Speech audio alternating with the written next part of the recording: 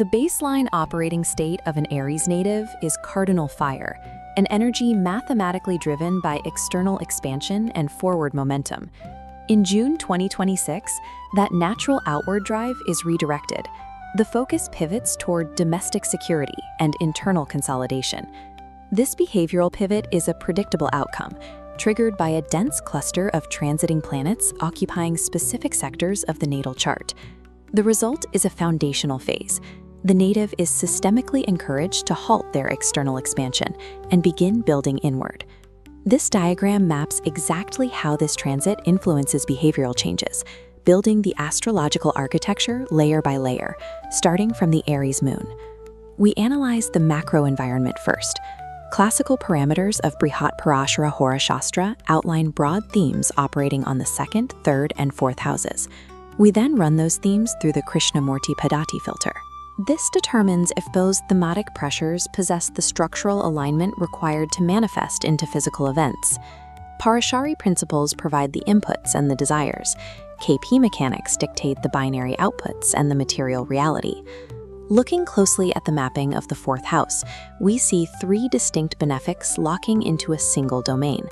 In the Parashari system, this house governs the foundational aspects of life: residence, land, education, and baseline peace of mind.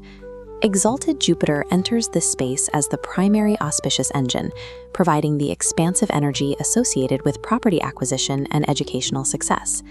Venus occupies the same sector, adding a drive for aesthetic comfort and enjoyment within the home environment. Mercury completes the cluster, providing the logistical framework for planning, financial discussions, and family decision-making. The combined output prompts the native to interrogate their immediate surroundings, specifically regarding where they should settle and how they can improve their living conditions. This concentration of 3 benefics in the 4th house shifts the native's center of gravity. While the drive for expansion remains, the primary directive for this specific period becomes the stabilization of the home environment. This structural model shifts when we introduce Mars entering the 2nd house, generating a division in expected outcomes. The 2nd house is a dual domain, governing both the accumulation of financial wealth and spoken communication. On the positive vector, Mars acts as a catalyst, driving the desire to accumulate wealth and build family assets. On the negative vector, Martian aggression can bleed into communication, increasing the risk of forceful speech and family disputes over those same resources. The Sun's transit through the 3rd house adds another layer. This sector dictates initiative, short-distance travel, and business communication. The Sun positioned here dictates that success must originate from independent effort, rather than a reliance on external partnerships. The 4th house creates the desire for an improved domestic life, while transits in the 2nd and 3rd houses provide the capital and initiative to build it, if the native manages their communication. This logic tree demonstrates a limitation in the Parashari model. It identifies environmental themes, but not the exact manifestation of an event. Mercury in the 4th house directs the native's cognitive energy toward domestic logistics. This indicates a period characterized by property-related discussions and planning, though these discussions do not automatically equate to a finalized transaction. To find the physical result, we apply the rules of KP astrology.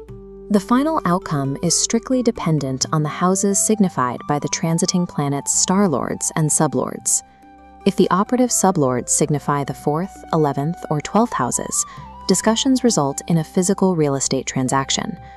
Depending on the active dasha bhukti, the pressure to relocate might instead manifest as a career opportunity that necessitates a change in residence. These outputs are binary and personalized to the exact degrees of the planets at the precise moment of the native's birth.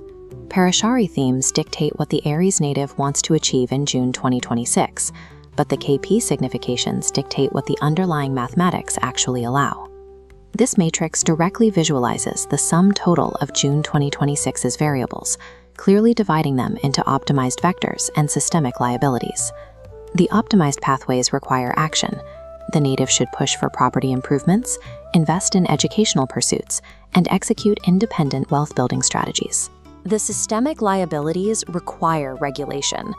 The native must manage impulsive spending on luxury items, mitigate ego conflicts with siblings, and specifically monitor harsh speech regarding family finances.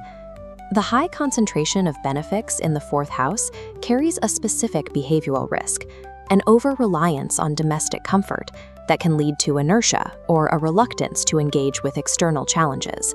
Success in this phase requires maximizing the domestic opportunities of the fourth house while regulating the aggressive friction generated by the second house. Classical remedies for this foundational period include worshipping Brihaspati on Thursdays or offering water to Surya at sunrise. These remedies act as behavioral optimizations designed to counterbalance the specific tensions mapped within the chart. Maintaining cleanliness and sanctity in the home supports the positive benefics in the fourth house, while actively suppressing anger mitigates the liabilities of Mars in the second. In June 2026, an Aries native must trade conquest for architecture.